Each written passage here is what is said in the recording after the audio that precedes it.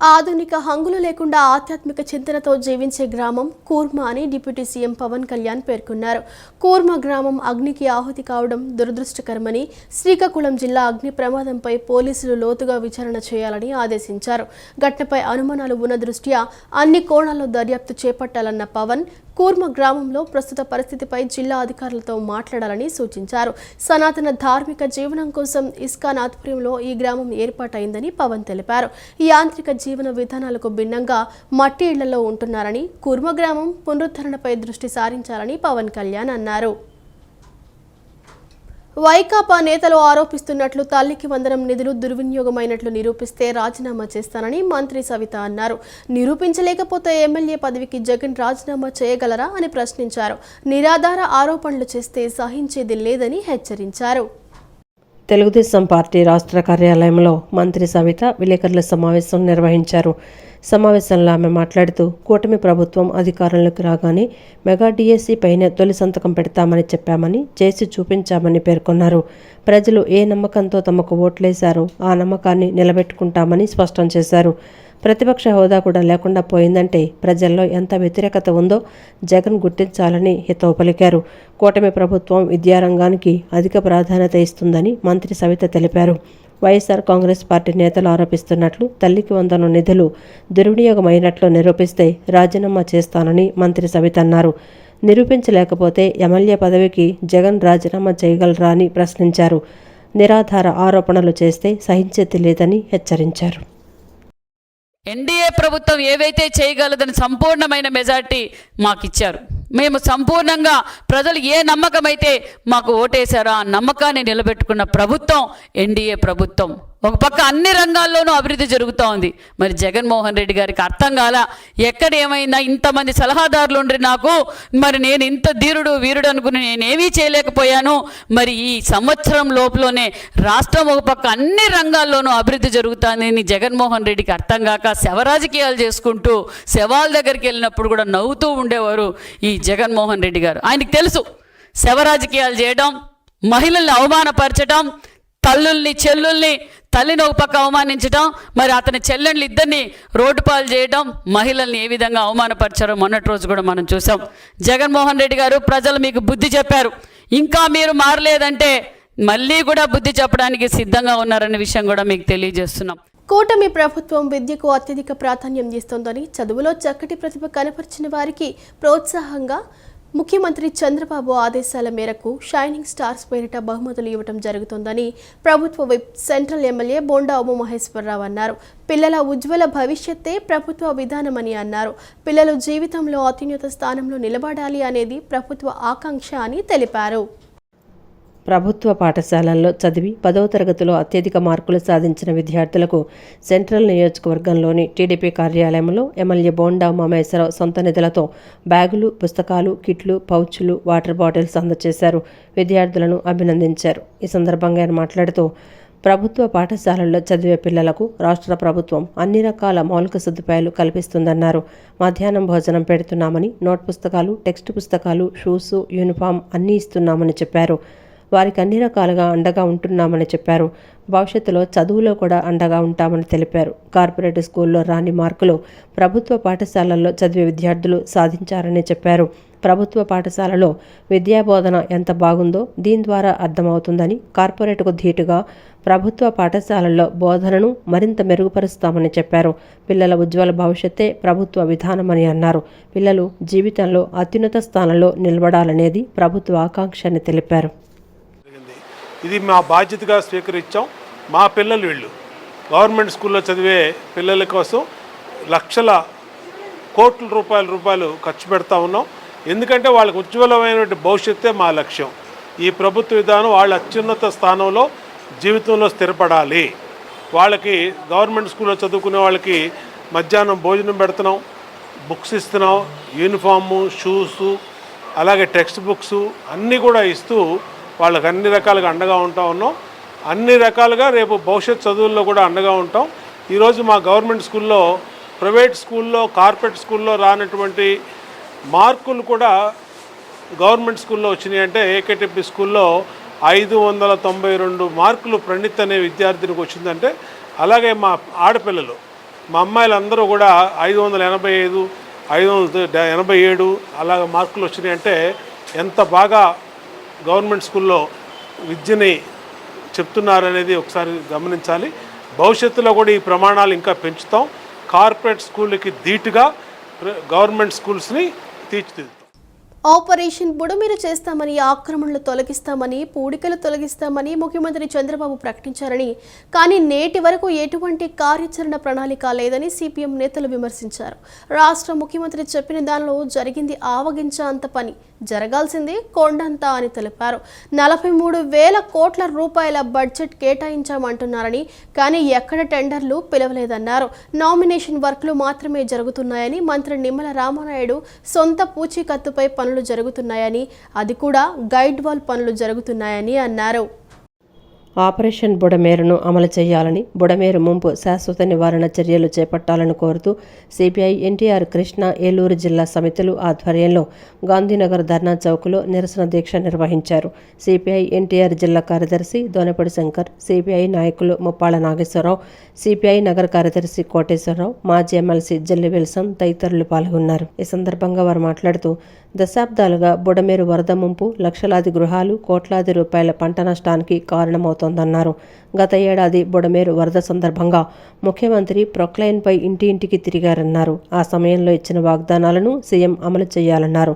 బుడమేరుకు సంబంధించి తాత్కాలిక గండ్లు పూడ్చే కార్యక్రమం కాకుండా విజయవాడ నుంచి కొల్లేరు వరకు, కొల్లేరు నుంచి ఉప్పటేరు సముద్రంలో కలిసే వరకు 160 కిలోమీటర్ల బుడమేరును స్ట్రీమ్ లైన్ చేయాలని అన్నారు.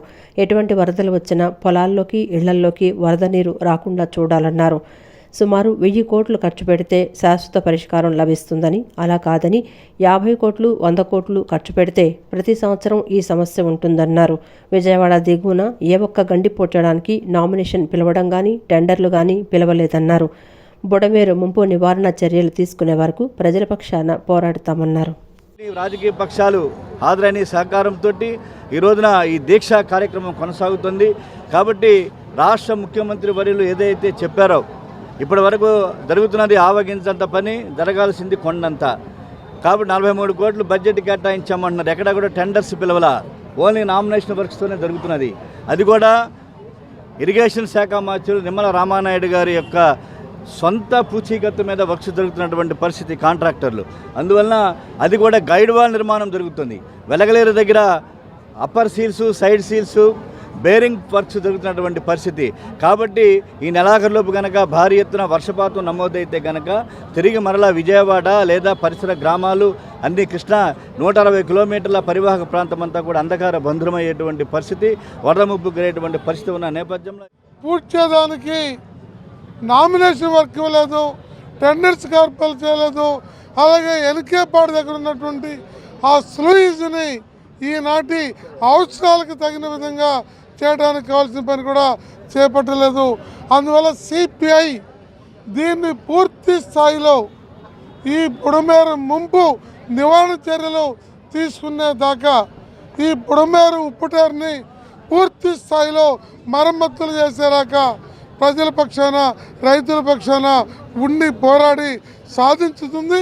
అప్పటి వరకు కూడా ప్రభుత్వం మీద వెంటబడి పోరాడుతుందని కూడా ఈ సందర్భంగా తెలియజేస్తున్నాం. నివారణకి శాశ్వతమైనటువంటి చర్యలు చేపట్టినట్టు అవుతుందని చెప్పి సిపిఐగా అభిప్రాయపడతా ఉన్నాం.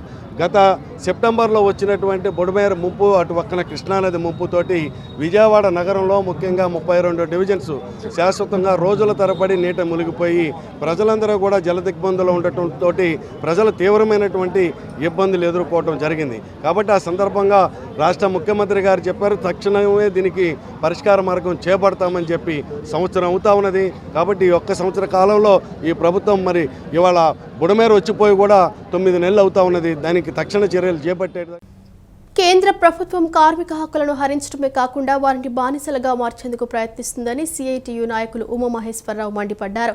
12 రాష్ట్రాల్లో పని సమయాలను పెంచుతూ నిర్ణయాలు తీసుకుని అమలు చేసేందుకు చూడటం దారుణమని అన్నారు. విజయవాడ ఎంబీవీకే భవనంలో కార్మిక సంఘాల ఆధ్వర్యంలో మీడియా సమావేశం నిర్వహించారు. ఈ సందర్భంగా ఉమామహేశ్వరరావు, రవీంద్రనాథులు మాట్లాడుతూ కేంద్ర ప్రభుత్వం తీసుకొస్తున్న లేబర్ కోడ్లను రద్దు చేయాలని డిమాండ్ చేస్తూ పెద్ద ఎత్తున ఉద్యమాలు చేపట్టేందుకు ప్రణాళికలు చేస్తున్నామన్నారు. కార్మికులను బానిసలుగా మార్చే ఈ చట్టాలను రద్దు చేయాలన్నారు. కార్మికుల హక్కులు కాపాడుకోవాల్సిన బాధ్యత మనందరిపై ఉందని జూలై 9 సమ్మెకు సన్నద్ధం చేయాలని కార్మిక సంఘాలను పిలుపునిస్తున్నామన్నారు. ప్రచార కార్యక్రమాలు, ర్యాలీలు జూన్ 30 నుంచి చేపడుతున్నామని తెలిపారు. మీడియా సమావేశంలో వివిధ కార్మిక సంఘాల నాయకులు పాల్గొన్నారు. పొరపాట్లు లేకపోతే ఏంటంటే నిబంధనలకు భిన్నంగా వ్యవహరిస్తే వాళ్ళ మీద విధించేటటువంటి పన్నుల్ని దాదాపుగా రెట్టింపులు అనేటటువంటివి చేశారు. శిక్షలు కూడా వేశారు.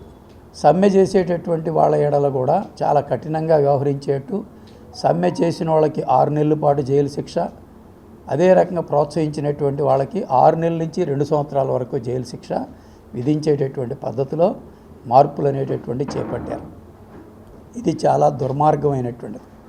ఇప్పటి వరకు కూడా కార్మిక సంఘాలు అనేక పోరాటాలు చేసి అటు బ్రిటిష్ వాడికి వ్యతిరేకంగా దగ్గర నుంచి అనేక హక్కుల్ని అవి సాధించుకున్నాయి. 29 కార్మిక అనుకూల చట్టాలని కార్మిక వర్గం మీద దాడి చేస్తూ ఉంది. 10 గంటలు పెంచింది.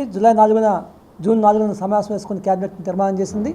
10 గంటలు పెంచుతూ ఈ తీర్మానాన్ని వ్యతిరేకిస్తూ ఈ నెల 20వ తేదీన రాష్ట్ర వ్యాప్తంగా అన్ని జిల్లా కేంద్రాల్లో ధర్నాలు చేయాలని రకంగా పిలిపిస్తూ ఉన్నాం అందరం కలిసి. అదే రకంగా ఈ లోపుగా ఎమ్మెల్యేలకి, మంత్రులు కూడా మెమోరాండం ఇవ్వాలని చెప్తా ఉన్నాం. ముఖ్యంగా ఇవాళ రాష్ట్ర ప్రభుత్వం ఏదైతే ఉందో అసంఘటిత కార్మికులు, ప్రధానంగా ఆశా అంగన్వాడీ వర్కర్లు కానీ కాంట్రాక్ట్ కార్మికులకి సంక్షేమ పథకాలు అమలు జరగకుండా వ్యవహారం చేస్తూ ఉంది. పట్టణాల్లో 12,000 రూపాయల ఆదాయం ఉంటే దాటితే పథకాలు ఇవ్వమంటూ ఉన్నారు. ఇవాళ 12,000 రూపాయల ఆదాయం నగరాల్లో ఏ మేర సరిపోతుంది? ఇవాళ ఇంటద్దులో 6,000, 7,000 రూపాయలు కనీసం ఉన్న పరిస్థితుల్లో నువ్వు మరి ఏం సంపాదిస్తారో, ఏం ఖర్చు పెట్టుకుంటారో చూసుకోకుండా విజయవాడ సెంట్రల్ నియోజకవర్గాన్ని మోడల్ నియోజకవర్గంగా తీర్చిదిద్దడమే లక్ష్యంగా 240 కోట్ల రూపాయలతో అభివృద్ధి పనులు చేపట్టామని ఎమ్మెల్యే బోండా ఉమామహేశ్వరరావు అన్నారు. ఇప్పటికే 80% పనులు పూర్తి చేసుకుని ప్రజలకు అందుబాటులో ఉన్నాయని చెప్పారు. ప్రతిరోజు నియోజకవర్గంలోని 21 డివిజన్లలో నూతన సీసీ రోడ్లు కానీ, community halls, primary health care centres, వీధి దీపాలు, పార్కుల అభివృద్ధి, డ్రైనేజీ పనులు వేగవంతం చేసి శంకుస్థాపనలు చేసి పనులు ప్రారంభిస్తున్నామని అన్నారు.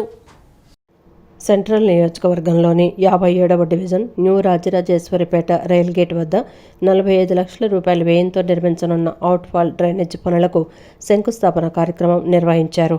ప్రభుత్వ విప్ సెంట్రల్ నియోజకవర్గ ఎమ్మెల్యే బోండా ఉమామహేశ్వరరావు పాల్గొన్నారు.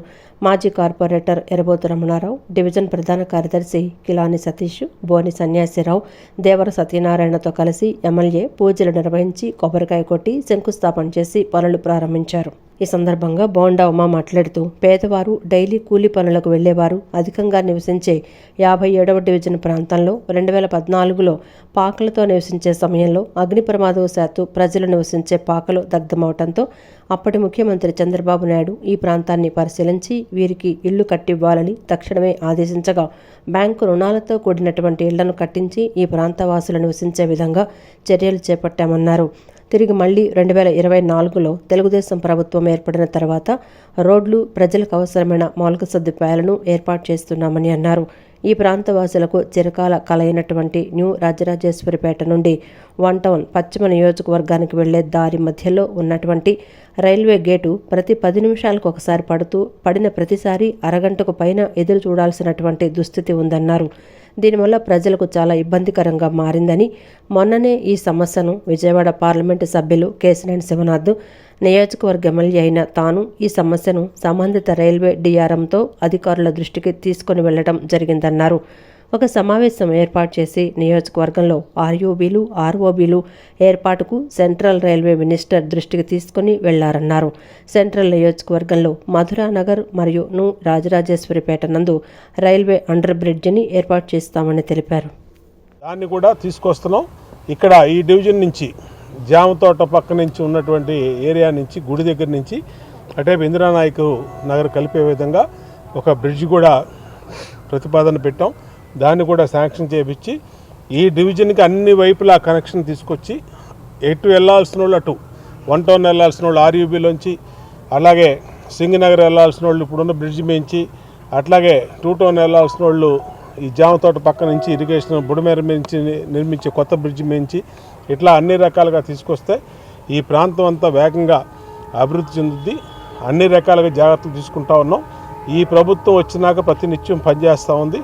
అట్లాగే నిన్న తల్లికి వందనం కార్యక్రమంలో మా తల్లులందరికీ 3 పిల్లలుంటే 13,000 చొప్పున 39,000 రూపాయలు, ఇద్దరుంటే 26,000 రూపాయలు, ఇలాగా వాళ్ళకి అందరికీ వేసాం. మళ్ళీ ఇంకెవరన్నా రాని వాళ్ళు ఉంటే మమ్మల్ని సంప్రదించండి. వాళ్ళకి కూడా ప్రతి ఒక్కరికి, అర్హులైన ప్రతి ఒక్కరికి డబ్బులు వేయించే విధంగా బాధ్యత తీసుకుంటాం. ఈ రోజున 57వ డివిజన్ న్యూ రాజరాజపేటలో గౌరవ శాసనసభ్యులు ప్రభుత్వ విప్ అయినటువంటి మా అన్నగారు బోండా ఉమ్మేశ్వరరావు గారు విచ్చేసి పాత రాజరాజపేట నుండి వచ్చినటువంటి వేస్టేజ్ వాటర్ అంతా కూడా ఈ డివిజన్ పై నుండి బుడమెట్ల కలుస్తూ ఉంది. గతంలో మరి డ్రైన్ నిర్మాణం చేపట్టేటప్పుడు అధికారులు ఆఫ్ చేశారు. ఈ రోజున అది మరలా మరి అనేక సందర్భాల్లో ఎమ్మెల్యే గారి దృష్టికి, అధికారుల దృష్టికి తీసుకెళ్ళగానే 2 విడతలుగా ఒక 50 లక్షలు, మళ్ళీ తర్వాత 70 లక్షలుగా 2 విడతలుగా టెండర్ పిలిచారు. దానికి ఈ రోజున మరి గౌరవ శాసనసభ్యులు శంకుస్థాపన చేశారు. ఇదే కాకుండా డివిజన్కి ప్రధాన సమస్య అయినటువంటి కొత్త రాజరాజపేట నుంచి పాత రాజరాజపేట ఇల్లు రైల్వే గేట్ దగ్గర మరి గంటల తరబడి మరి ట్రాఫిక్ జామ్ అవుతుంది, ఆర్యూబీ కావాలని చెప్పేసి చెప్పడం జరిగింది. గతంలో కూడా 2017లోనే దాన్ని ఆర్యూబీకి తీర్మానం చేసాం. ఆ విషయాన్ని గౌరవ శాసనసభ్యులు ఉమా గారికి, మరి పార్లమెంట్ సభ్యులు కేసీఆర్ శివనాథ్ సిన్ని గారికి కూడా మరి ఆ కాపీలన్నీ కూడా ఇవ్వడం జరిగింది. ఇండియన్ రైల్వే భారత్ గౌరవ్ రైలు సౌత్ స్టార్ రైల్ ఆధ్వర్యంలో ఆషాఢ అమావాస్య సందర్భంగా గయలో పిండదానం చేసే ప్రత్యేక అవకాశంతో శక్తిపీఠ యాత్రను ఏర్పాటు చేసినట్లు భారతీయ రైల్వే గౌరవ Bharat rail project director G Vignesh తెలిపారు. యాత్రికులు www.2times.in వెబ్సైట్లో టికెట్లు బుకింగ్ చేసుకోవచ్చని తెలిపారు. విజయవాడ గాంధీనగర్ ప్రెస్ క్లబ్లో నిర్వహించిన మీడియా సమావేశంలో భారతీయ రైల్వే భారత్ గౌరవ rail project director G Vignesh, tour times సంస్థ ప్రతినిధి మృదుల ఆషాఢ అమావాస్య ప్రత్యేక శక్తిపీఠ యాత్ర బ్రోచర్ను ఆవిష్కరించారు. అనంతరం వారు మాట్లాడుతూ భారత్ గౌరవ రైలు సౌత్ స్టార్ రైల్ భారతదేశంలోని అతిపెద్ద tourist rail operator tour times గలదని, గయలో ఆషాఢ అమావాస్య సందర్భంగా పిండదానం చేసే ప్రత్యేక అవకాశంతో శక్తిపీఠ యాత్రను ఏర్పాటు చేశామన్నారు. ఈ రైలు పూరి, కోల్కతా, కామాఖ్య, గయా, కాశీ, అయోధ్య మరియు ప్రయాగ్రాజ్ వరకు ప్రయాణించనున్నట్లు తెలిపారు. ఈ ప్యాకేజీ జూలై 16 నుండి ప్రారంభమవుతుందన్నారు. ఈ రైలు గూడూరు, నెల్లూరు, ఒంగోలు, చీరాల మరియు విజయవాడ నుండి పర్యాటకులు ఎక్కడానికి వీలు కల్పిస్తుందన్నారు. టూర్ ప్యాకేజీ మొత్తం స్లీపర్ 27,000 రూపాయలు, థర్డ్ ఏసీ 44,050 రూపాయలు, సెకండ్ ఏసీ 53,500 రూపాయలు, ఫస్ట్ ఏసీ 59,750 రూపాయలని చెప్పారు. ఈ రైలు 12 రోజుల పాటు ప్రయాణిస్తుందని, దారి పొడవునా యాత్ర విశేషాలను వివరించేందుకు పిఏ సిస్టమ్స్, కోచ్ సెక్యూరిటీ మరియు టూర్ మేనేజర్లు ఉంటారన్నారు. ట్రావెల్ ఇన్సూరెన్స్, వసతి, సందర్శన కోసం బస్సు, 3 పూటల భోజనం సహా వివిధ రకాల సౌకర్యాలను కల్పించడం జరుగుతుందన్నారు. యాత్రికులు ఎల్టీసీ, ఎల్ఎఫ్సి సౌకర్యాన్ని కూడా పొందవచ్చన్నారు. ఈ ప్యాకేజీలో భారతీయ రైల్వేలో 33% సబ్సిడీ కలిగి ఉందన్నారు. 59,750 రూపాయలు పడుతుంది. అలాగే సెకండ్ ఏసీ 53,500, థర్డ్ ఏసీ 44,050 రూపాయలు, అలాగే నాన్ ఏసీ స్లీపర్ 27,000 పడుతుంది. దీంట్లో ఏంటంటే మీకు ట్రైన్ టికెట్, ఏసీ తరగతుల వాళ్ళకి ఏసీ అకామిడేషన్ ట్రాన్స్పోర్ట్ వస్తుంది. అలాగే నాన్ ఏసీ వాళ్ళకి అకామిడేషన్ వచ్చి హాల్ అకామిడేషన్, అలాగే నాన్ ఏసీ ట్రాన్స్పోర్ట్ వస్తుంది. దీంట్లో మీకు ఏంటంటే ప్యాక్డ్ ఫుడ్ రాదు. నార్మల్ ట్రైన్స్లో వచ్చినట్టుగా మనకు ప్యాక్డ్ ఫుడ్ రాదు. మన ప్యాంట్రీ కార్లోనే అప్పటికప్పుడు మనకు వండి మన సీట్ దగ్గరకే మనకు ఫుడ్ వస్తుంది. అలాగే బయట ఉన్నప్పుడు కూడా మనకు కుక్ చేసి మనకు ఫుడ్ ఇస్తారు. అలాగే దీంతో పాటు మీకు ట్రాన్స్పోర్ట్, అకామిడేషన్, 3 పూట్ల భోజనం, travel insurance, security, tour manager మనకు ప్రతి ఒక్క కోచ్కుంటారు. ఇది మనకు సీనియర్ సిటిజన్ ఫ్రెండ్లీ ట్రైన్. మనకు ప్రతి కోచ్కి టూర్ మేనేజర్ ఉన్నందువలన ఎక్కడ ప్రాబ్లమ్స్ అక్కడే రిజాల్వ్ అవుతాయి. అలాగే సెక్యూరిటీ ఉన్నందువలన మనం లగేజ్ మొత్తం తీసుకెళ్లాల్సిన అవసరం లేదు. కూటమి ప్రభుత్వం ఏర్పడిన తర్వాత దళితులపై దాడులు పెరిగాయని దళిత ప్రజా సంఘాలు ఆవేదన వ్యక్తం చేశాయి. తెనాలలో దళిత యువకులపై పోలీసులు లాఠీలతో కొట్టిన ఘటనపై ముఖ్యమంత్రి చంద్రబాబు నాయుడు స్పందించకపోతే రాబోయే రోజుల్లో ప్రజలు తగిన బుద్ధి చెబుతారని హెచ్చరించారు. తెనాలిలో దళిత యువకులపై పోలీసులు అమానుషంగా దాడి చేసిన ఘటనపై దళిత ప్రజా సంఘాలు గాంధీనగర్ ప్రెస్ క్లబ్లో రౌండ్ టేబుల్ సమావేశం నిర్వహించాయి. ఈ సమావేశంలో ఎంఆర్పీఎస్ రాష్ట్ర అధ్యక్షుడు పేర్పోగ వెంకటేశ్వరరావు, కేవీపీఎస్ నేతలు మాల మహానాడు రాష్ట్ర అధ్యక్షుడు ఫ్రాన్సిస్ రాజు, సామాజిక న్యాయ పోరాట వ్యవస్థ ప్రతినిధులు పాల్గొన్నారు. ఈ సందర్భంగా వారు మాట్లాడుతూ మే 5న తెనాలిలో 3 దళిత యువకులపై పోలీసులు అనాగరికంగా దాడి చేశారని ఇప్పటికీ కోర్టులు స్పందించకపోవటం బాధాకరమన్నారు. పోలీసులు శిక్షల్ని వేస్తున్నారని న్యాయ వ్యవస్థ ఎక్కడుందని ప్రశ్నించారు. మంత్రి నాదెండ్ల మనోహర్ అంబేద్కర్ విగ్రహాన్ని తొలగించేందుకు ప్రయత్నించారని, దళితులపై పోలీసులు రౌడీయిజానికి పాల్పడుతున్నారని ఆరోపించారు. గంజాయి వ్యాపారంలో ఉన్నవారిపై చర్యలు తీసుకోకుండా ఎస్సీ ఎస్టీ యువకులపై పీడీ యాక్ట్ వర్తింపచేస్తున్నారని తెలిపారు. 40/22 ఒంగోలు 1 టౌన్ పోలీస్ స్టేషన్ సాక్షాత్తు మాజీ అప్పుడు హోంమంత్రి కానేటి వనిత మీద కాన్వాయ్ మీద దాడి చేశారు. ఆ కాన్వాయ్లో విద్యాశాఖ మంత్రి మున్సిపల్ విద్యాశాఖ మంత్రి ఆదిమూలపు సురేష్, చంద్రబాబు ఎమ్మెల్యే సుధాకర్ బాబు ఉన్నారు. వాళ్ళ మీద 307 ఎందుకు పెట్టలేదు? ముద్దాయిల మీద వాళ్ళని అరెస్ట్ చేయలేదే, కేసు కట్టి వదిలేశారు. అప్పుడు అంటే హోంమంత్రి కంటే కానిస్టేబుల్ గొప్పడా? అంటే హత్య చంపుతా అంటే 307 వచ్చిద్దా? కాబట్టి హోంమంత్రి చట్టవిరుద్ధంగా మాట్లాడుతుంది. వీళ్ళు ఇప్పుడు పోలీసులు గంజాయి వ్యాపారం ప్రోత్సహిస్తున్నారు. గంజాయి దాగేవుల పేరుతోటి ఎర్రగొండపాలెం పోలీస్ స్టేషన్లో కూడా నాగిపోగు మోజెస్ అని ఒక కుర్రోని తీసుకెళ్ళి, ఒక ముస్లిం కుర్రోని తీసుకెళ్తే ఆ నాగిపోగు మోజెస్ ఆత్మహత్య చేసుకుంటే కేసు కడితే పోలీసులు మళ్ళా 27 లక్షలు ఇచ్చి ఎర్రగొండపాలెం చెప్తుంది తప్పులు వాళ్ళ మీద కేసులుంటే కొడితే తప్పేంటని. చంద్రబాబు మీద కూడా కేసులు ఉన్నాయి. చంద్రబాబుని కొడతారా? ఇక్కడున్న స్థానికంగా తెలుగుదేశం నాయకులు, మిగతా రాజకీయ పార్టీ నాయకులు అందరి మీద కేసులు ఉన్నాయి. అనేక మంది రౌడీ షీటర్లు ఉన్నారు. వాళ్ళని కొట్టగలరా? గంజాయి కేసు గంజాయి అమ్మటానికి అవకాశం ఇచ్చింది ఎవరు? పాలకవర్గమే కదా. మీరు అమ్మిస్తుంటే అమ్మి మీకు కమిషన్ లేకపోతే మా బిడ్డల్ని ఆ సాకుతో మీరు మా బిడ్డలను చంపుతారనమాట. కాబట్టి తక్షణమే ఆ దాడి చేసిన సీఐల్ని అరెస్ట్ చేయాలి. వారి మీద జ్యుడిషియల్ ఎంక్వైరీ చేయాలి. ఈ సందర్భంగా ఎంఆర్పీఎస్ రాష్ట్ర అధ్యక్షుడు వెంకటేశ్వరరావు మాట్లాడుతూ దాడికి పాల్పడిన పోలీసులను వెంటనే సర్వీసు నుండి తొలగించాలన్నారు. హోంమంత్రి వంగలపూడి అనిత అవగాహన లేకుండా మాట్లాడుతున్నారని విమర్శించారు. గ్రామాల్లో దళితులను బహిష్కరిస్తున్న ఉప ముఖ్యమంత్రి పవన్ కళ్యాణ్ స్పందించలేదని అన్నారు. వాళ్ళు అలా అమలు చేసేటట్లయితే మరి కోర్టులు దేనికి? కాబట్టి తక్షణమే ఆ పోలీసుల్ని డిస్మిస్ చేయాలి, అరెస్ట్ చేయాలి. హోమ్ మినిస్టర్ కూడా విజ్ఞానం లేకుండా మాట్లాడుతూ ఉంది. ఇది సరైన పద్ధతి కాదు.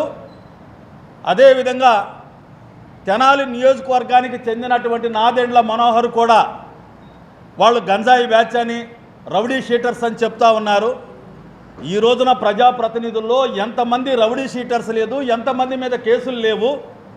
వాళ్ళందరికీ ఒక న్యాయం, మాకు ఒక న్యాయమా? కాబట్టి తెనాలిలో ఆ నియోజకవర్గానికి చెందినటువంటి నాదెండ్ల మనోహర్ని దళితులందరూ కలిసి రానున్న ఎన్నికల్లో ఖచ్చితంగా ఓడిస్తాం, ఐకమత్యంగా తగిన గుణపాఠం చెప్తాం.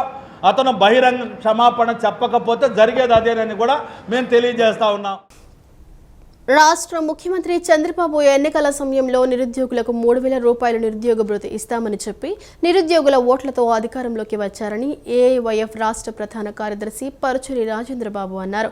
అధికారంలోకి వచ్చి ఏడాది అయినా నిరుద్యోగ భృతికి సంబంధించి విధి విధానాలు రూపొందించలేదు, కనీసం సమీక్షా సమావేశాలు కూడా నిర్వహించలేదని తెలిపారు.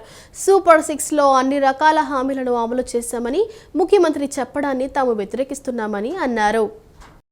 రాష్ట్ర ముఖ్యమంత్రి చంద్రబాబు ఎన్నికల్లో ఇచ్చిన హామీలను నిలబెట్టుకోవాలని కోరుతూ ఏఐవైఎఫ్ ఆధ్వర్యంలో హనుమాన్పేట దాసరి భవన్లో విలేకరుల సమావేశం నిర్వహించారు. నిరుద్యోగ భృతి, ఉద్యోగం, ఉపాధి దరఖాస్తు నమోదు కోసం జూన్ 15 నుంచి జూలై 15 వరకు నిర్వహిస్తున్న కార్యక్రమాన్ని జయప్రదం చేయాలని కోరుతూ రూపొందించిన పోస్టర్ను ఏఐవైఎఫ్ నాయకులు ఆవిష్కరించారు. ఈ సందర్భంగా ఏఐవైఎఫ్ రాష్ట్ర ప్రధాన కార్యదర్శి పరచూరి రాజేంద్రబాబు నిరుద్యోగులకు 3,000 రూపాయలు భృతిస్తామని చెప్పి ఎన్నికల్లో ఇచ్చిన హామీని ఏడాదైనా అమలు జరపలేదన్నారు.